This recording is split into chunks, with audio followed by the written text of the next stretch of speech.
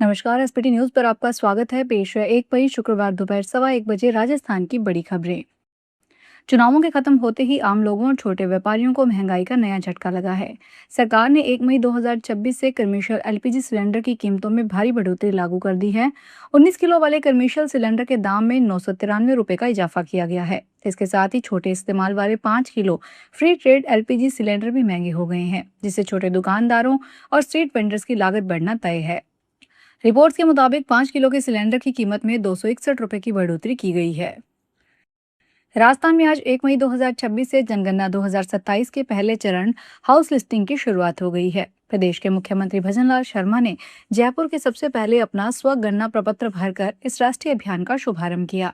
CM ने social media के जरिए प्रदेशवासियों से अपील की है कि वे इस प्रक्रिया में सक्रिय भागीदारी निभाएं। उन्होंने कहा, सटीक जानकारी ही सरकार की योजनाओं को हर पात्र नागरिक तक पहुंचाने में मदद करेगी। सीएम ने खुद ऑनलाइन फॉर्म भरकर यह संदेश भी दिया कि तकनीक के माध्यम से समय की बचत की जा सकती है। सरकार ने आज 1 मई से ऑनलाइन गेमिंग के नए नियम लागू कर दिए हैं, जिसका मकसद खेल को ज्यादा सुरक्षित, साफ सुथरा और भरोसेमंद बनाना है। सरकार का कहना है कि नियमों से जहां खिलाड़ियों को ठगी या गलत तरीके से सुरक्षा मिलेगी, वहीं गेम बनाने वाली कंपनियों के लिए भी स्पष्ट नियम तय हो जाएंगे। अब हर गेमिंग प्लेटफॉर्म को रजिस्ट्रेशन करवाना होगा और अपनी जानकारी सार्वजनिक करनी होगी। अगर किसी खिलाड़ी को शिकायत है, तो उसके लिए तय समय में सुनवाई और समाधान का प्राविधान भी रखा गया है। राजस्थान के पूर्व मुख्यमंत्री अशोक गहलोत ने अंतर्राष्ट्रीय मजदूर दिवस पर मुख्यमंत्री भजनलाल शर्मा को पत्र लिखकर राजस्थान के लाखों श्रमिकों की आर्थिक स्थिति पर गहरी चिंता व्यक्त की है। अशोक गहलोत ने लिखा, 1 मई को अंतर्राष्ट्रीय मजदूर दिवस है। इस अवसर पर मैं आपका ध्यान सरकार में न्यूनतम मजदूरी की वर्तमान स्थिति की ओर आकृष्ट करना चाहता हूं, जो राज्य के लाखों मेहनतकश श्रमिकों के जीवन से सीधे जुड़ी है। श्रम विभाग राजस्थान सरकार के आंकड़ों के अनुसार मार्च 2026 तक राजस्थान न्यूनतम मजदूरी के मामले में देश के निचले स्तर में राज्यों में शामिल है। यह स्थिति अत्यंत चिंताजनक है, जिसमें सुधार की आवश्यकता है। राजस्थान का खूबसूरत शहर जैसलमेर, जिसे पूरी दुनिया गोल्डन सिटी के नाम से जानती है, अब अपनी सफाई को लेकर एक बड़ा बदलाव करने जा रहा है। नगर परिषद ने पूरे शहर में 250 से ज्यादा आधुनिक सीसीटीवी कैमरे लगाने का फैसला किया है। नगर परिषद के आयुक्त लजपाल सिंह सोडा ने कहा कि शहर को साफ रखना हम सबकी जिम्मेवारी है। उन्होंने बताया कि हमने कैमरों का ऑर्डर दे दिया है और 2 महीने में सिस्टम चालू हो जाएगा। जो गंदगी फैलाएगा उससे सख्ती से जुर्माना लिया जाएगा, ताकि जैसलमेर आने वाले सीजन तक बिल्कुल चमकता हुआ नजर आए। दौसा जिले के सिकराई क्षेत्र के गांव जोधिया में एक बारात के दौरान चलाए गए पटाखों में भीषण आग लग गई। इस घटना से एक झोंपड़ी और वहां खड़ी 5 मोटरसाइकिलें जलकर राख हो गई। प्रत्यक्षदर्शियों ने बताया कि देर रात बारात में आतिशबाजी की जा रही थी। इस दौरान पटाखों से निकली एक चिंगारी पास की एक झोंपड़ी पर जा गिरी, जिससे आग भड़क उठी। आग तेजी से फैली और उसने आसपास खड़ी मोटरसाइकिलों को अपनी चपेट में ले लिया। आग लगने के बाद गांव में अफरा तफरी मच गई। राजस्थान के कॉलेज शिक्षा आयुक्तालय ने शैक्षणिक सत्र 2026-27 के लिए स्नातक प्रथम सेमेस्टर में प्रवेश का ऑनलाइन कार्यक्रम जारी कर दिया है। प्रदेश के सभी राजकीय महाविद्यालयों में प्रवेश प्रक्रिया 1 मई से शुरू होगी। विद्यार्थी 15 मई तक ऑनलाइन आवेदन कर सकेंगे, जबकि 19 मई तक आवेदन सत्यापन किया जाएगा।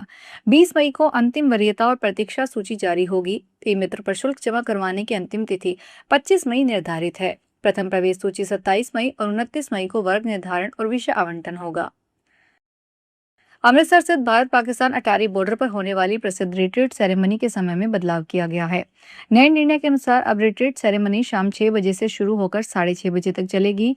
इससे पहले रिट्रीट 5:30 बजे शुरू होकर 6 बजे खत्म हो रही थी। मौसम और दिन की घटती बढ़ती रोशनी को ध्यान में रखते हुए प्रशासन ने यह फैसला लिया है।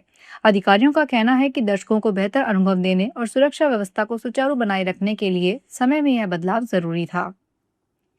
राजस्थान में कोटा, बूंदी, झालावाड़ और बारां जिले में बीती रात अंधड़ के कारण जनजीवन अस्त व्यस्त हो गया।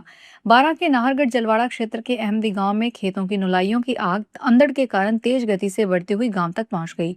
आधा दर्जन करीब घरों में आग लग गई। किशनगंज क्षेत्र में किसानों द्वारा लगाए गए पॉली हाउस क्षतिग्रस्त हो गए। बारां शहर में अंधड़ के कारण गुल हुई बिजली सुबह तक बाधित रही। जिले में कई जगह पेड़ गिरे। नाहरगढ़ कस्बे में टीन शेड गिरने से 8 साल की एक बालिका ज्योति कुशवाहा की मौत हो गई। राजस्थान के जालोर जिले में ट्रांसपोर्टरों ने अनिश्चितकालीन हड़ताल कर दी है। वहां पिछले कुछ समय से ग्रेनाइट स्लरी के परिवहन को लेकर जारी विवाद अब खुले टकराव में बदल गया है। अवैध वसूली के आरोपों के बीच ट्रक ड्राइवरों पर हमले और तोड़फोड़ की घटना ने हालात को और बिगाड़ दिया है। गुजरात से स्लरी लेकर आ रहे ट्रकों में जबरन 800 रुपए की पर्ची काटने को लेकर झड़प हुई, जिसके बाद पहले 500 ट्रकों ने रास्ता जाम किया और अब हड़ताल का ऐलान कर दिया है। सवाईमाधोपुर जिले के रवाजना डूंगर थाना क्षेत्र में ट्यूबवेल केबल चोरों का आतंक बढ़ गया है।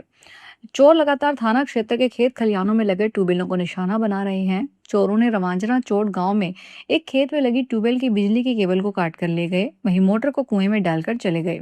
ग्रामीण विनोद शर्मा ने बताया कि रात के अंधेरे में चोरों ने पहले ट्यूबवेल की केबल काटी और उसे खोलकर अपने साथ ले गए।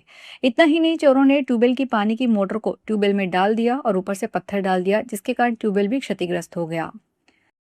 अडानी ग्रुप के चेयरमैन गौतम अडानी शुक्रवार को अपनी शादी की 40वीं शादी की सालगिरह पर केदारनाथ पहुंचे। उन्होंने अपनी पत्नी प्रीति अडानी के साथ पूजा अर्चना की। उन्होंने सोशल मीडिया पर कहा, आज एक तरफ विश्व मजदूर दिवस है और दूसरी तरफ मेरी शादी की 40वीं सालगिरह।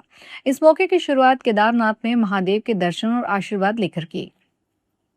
आईआईटी जोधपुर में जल संकट की स्थिति सामने आई, जब परिसर में पानी की सप्लाई अचानक बाधित हो गई।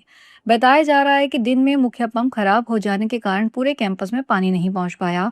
इस दौरान बड़ी संख्या में छात्र हाथों में बाल्टियां लेकर पानी के टैंकर का इंतजार करते नजर आए। संस्थान में जैसे ही टैंकर पहुंचा, छात्र लाइन में लगकर पानी भरते दिखे। सोशल मीडिया पर इससे वीडियो वायरल होने के बाद यह चर्चा का विषय बन गया। इसके बाद संस्थान प्रशासन ने टैंकर मंगवाकर छात्रों को पानी उपलब्ध करवाया। उत्तर प्रदेश में जालौन जिले के कोतवाली क्षेत्र के नगर इलाके में एक सगे चाचा ने भतीजे की शादी का कार्ड न मिलने पर अनोखा बदला लिया। बारात निकलने के बाद चाचा ने घर के मुख्य गेट पर ताला लटकाया और वेल्डिंग मशीन बुलवाकर उसे चारों कोनों से पक्का सील कर दिया। यह घटना तब हुई जब दूल्हा अपनी दुल्हन को लेकर घर लौटा और मेन गेट बंद पाया। पारिवारिक अनबन के चलते भतीजे ने चाचा को न्योता नहीं दिया था, जिससे नाराज होकर चाचा ने इस वारदात को अंजाम दिया। दूल्हा दुल्हन को घर में प्रवेश दिलाने के लिए स्थानीय पुलिस की मदद लेनी पड़ी। कोटपुतली जिले में ज्येष्ठ पूर्णिमा के अवसर पर वन्यजीव गणना आज शुक्रवार शाम 5 बजे से शुरू होगी। यह विशेष अभियान 24 घंटे तक चलेगा और शनिवार शाम 5 बजे तक समाप्त होगा। इस बार गणना की प्रक्रिया में बदलाव किया गया है, क्योंकि पहले यह सुबह 8 बजे से अगले दिन सुबह 8 बजे तक की जाती थी। कोटपुतली रेंज के रेंजर सतपाल ढिलन ने बताया कि इस बार वन विभाग ने वाटर हॉल पद्धति अपनाई है। इसके तहत जिले में 11 जल स्रोतों के पास विशेष निगरानी बिंदु बनाए गए हैं, जहां वन विभाग की टीमें तैनात होगी। फिलहाल इस बुलेटिन में इतना ही, फिर हाजिर होंगे बड़ी खबरों के साथ।